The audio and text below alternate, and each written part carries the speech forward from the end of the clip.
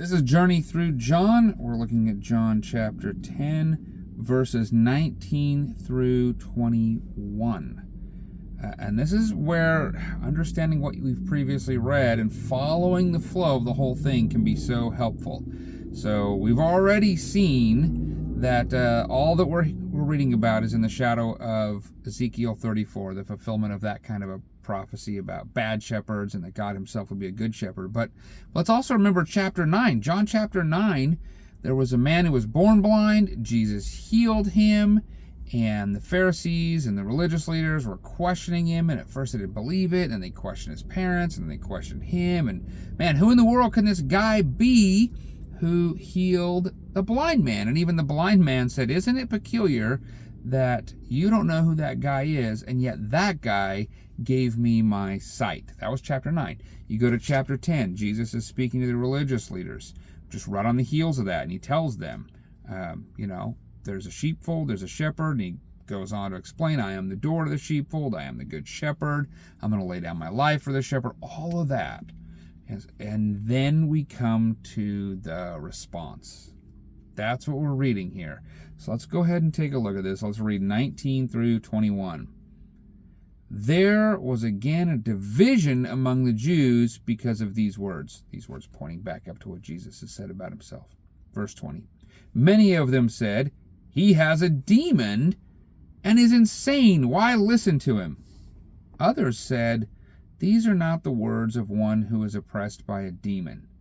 Can a demon open the eyes of the blind? That's a clear tie back to this whole beginning of the conversation that this man healed a blind man. And they're saying, listen, we're trying to figure out who the one is who healed the blind man. He did that, and then he's saying these things. I don't think he's a demon-possessed guy, and he's talking about his sheep and these things. And so this division is almost a little bit ironic. Some cannot see it. Some refuse to see it, and they say he's terrible, he's got a demon, he's insane. They're blind. They're metaphorically, spiritually blind, and they reject. This is not the first place. We're going to see it again. Where is this? Verse 31.